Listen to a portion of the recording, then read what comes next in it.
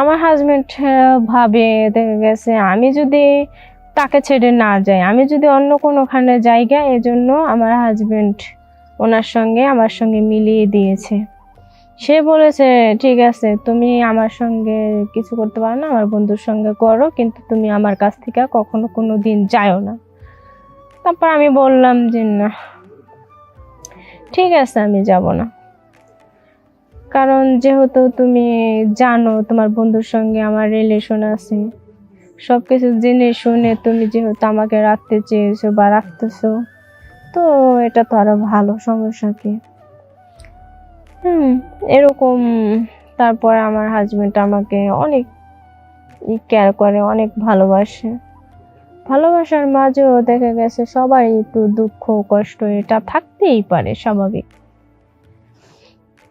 তো আমিও চাই না আমার হাজবেন্ডকে ছেড়ে আমি যাই। তো যখন ও অফিস থেকে আসে তখন ওরে সব আমি খাবার দাবার দেই ওকে। মানে একটা স্বামীর যে যতটুকু বোর দায়িত্ব আছে পালন করার, সেতটুকুই আমি ওকে করি। কারণ ও তো আমার হাজবেন্ড, ও না পারলে কি হয়েছে, ও দুর্বলতা, তাতে কোনো সমস্যা নেই, ও তো ওর বন্ধুর সাথে আমাকে মিলিয়ে দিছে। আসসালামু আলাইকুম দর্শক, সবাই কেমন আছেন? আশা করি সবাই ভালো আছেন। তো আমার নাম হচ্ছে শারমিন আক্তার। তো আমার একটা বিয়ে হয়েছে, সেখানে বিয়ে হওয়ার পরে তারপরে আমার স্বামীর সাথে 5 বছর যাবৎ ঘর সংসার করতেছি। তো ঘর সংসার করতেছি, আমার 5 বছর হয়ে গেছে বিয়ের বয়স, আমার কোনো বাচ্চা কাচ্চা হইতেছে না। তো বাচ্চা কাচ্চা না হওয়ার কারণ দেখা গেছে আমার স্বামী হচ্ছে দুর্বল দেখে আমার বিয়ের 5 বছর হয়ে গেছে, বাচ্চা হয়নি।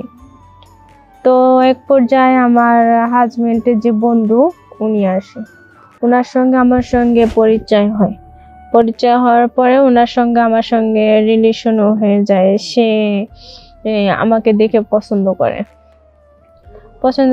পরে সে আমাকে একদিনকা বলল যে ভাবি, আমি তোমাকে ভালোবাসি। আমি বললাম যে এটা কি বলো, তুমি আমার হাজবেন্ডের বন্ধু, ঠিক আছে, তোমার সঙ্গে আমার সঙ্গে কি এটা কি যায়? তারপরে দেখা গেছে একদিন উনি আমার ফোন নাম্বার নিয়েছে, নেওয়ার পর উনি আমার সঙ্গে কথা বলতে বলতে ওনার সঙ্গে আমার সঙ্গে মানে এই রিলেশন হয়ে যাওয়ার পর তারপরে এটা আর কি আমার স্বামী জানতে পারে। তো জানার পর আমার হাজবেন্ড কিছু আমাকে বলে না, বলবো কিভাবে, ও তো দুর্বল। আর ওর অনেক ডাক্তার, অনেক হার্বাল ওষুধপত্র যা কিছু আছে সবই খেয়েছে, কিন্তু কাজ হয়নি। কাজ না হওয়ার কারণে তো আমার স্বামী একদিনকা আমাকে বলল যে তুমি আমার বন্ধুর সাথে সম্পর্ক করো, ভালো কথা, করো, কোনো সমস্যা নাই, কারণ আমি তো দুর্বল, আমি পারতেছি না। তো এরকম কেউ তো চায় না একটা বউকে তার অন্য কোনো ছেলের সঙ্গে সে যাক বা থাকুক, সেটা তো কখনো চায় না। কিন্তু আমার তো কিছু করার নাই। এখন আমার হাজবেন্ড জেনে ওই কথা বললো না কেন, অনেকেই বলবেন, কারণ আমার স্বামী যদি আমাকে একটা বাচ্চা দিতে পারতো, আমার সঙ্গে যদি ঠিকমতো রাতের বেলা ঘুমাতো, ঠিকমতো যদি আমার চাহিদা মিটাতে পারতো, তাহলে তো আর আমি তো অন্য ছেলের সঙ্গে তো আর সম্পর্ক করতাম না। তো এই জন্য আমি তার সঙ্গে সম্পর্ক করি। সে আমার হাজবেন্ড ভাবে, দেখা গেছে আমি যদি তাকে ছেড়ে না যাই, আমি যদি অন্য কোনোখানে জায়গা, এজন্য আমার হাজবেন্ড ওনার সঙ্গে আমার সঙ্গে মিলিয়ে দিয়েছে। সে বলেছে, ঠিক আছে, তুমি আমার সঙ্গে কিছু করতে পারো না, আমার বন্ধুর সঙ্গে করো, কিন্তু তুমি আমার কাছ থেকে কখনো কোনো দিন যাও না। তারপর আমি বললাম যে না, ঠিক আছে, আমি যাব না। কারণ যেহেতু তুমি জানো তোমার বন্ধুর সঙ্গে আমার রিলেশন আছে, সবকিছু জেনে শুনে তুমি যেহেতু আমাকে রাখতে চেয়েছো বা রাখতেছো, তো এটা তো আরো ভালো, সমস্যা কি? এরকম। তারপর আমার হাজবেন্ড আমাকে অনেক কেয়ার করে, অনেক ভালোবাসে। ভালোবাসার মাঝেও দেখা গেছে সবারই একটু দুঃখ কষ্ট এটা থাকতেই পারে, স্বাভাবিক। তো আমিও চাই না আমার হাজবেন্ডকে ছেড়ে আমি যাই। তো যখন ও অফিস থেকে আসে তখন ওরে সব আমি খাবার দাবার দেই ওকে। মানে একটা স্বামীর যে যতটুকু বোর দায়িত্ব আছে পালন করার, সেতটুকুই আমি ওকে করি। কারণ ও তো আমার হাজবেন্ড, ও না পারলে কি হয়েছে, ও দুর্বলতা তাতে কোনো সমস্যা নেই, ও তো ওর বন্ধুর সাথে আমাকে মিলিয়ে দিছে। তো এই জন্য আমি ওরও ছাড়তে চাই না। আর ওর যে বন্ধু আছে সেইভাবে রাত্রে রাত্রে মাঝে মধ্যে আসে, আসার পর আমার যে চাহিদা সেই চাহিদাটা মিটায়। মিটানোর পর ও ভালো থাকে, আমিও ভালো থাকি। আর দর্শকদের কাছে ও যদি এরকম কোনো কিছু পারতো তাহলে তো আমার জীবনে তার এরকম দুর্ঘটনা ঘটতো না। তো আমার স্বামী তো চাচ্ছে যে ওকে ছেড়ে না যায়, ওর কাছে থাকি সবসময়ের জন্য, সবটাই নিয়ে।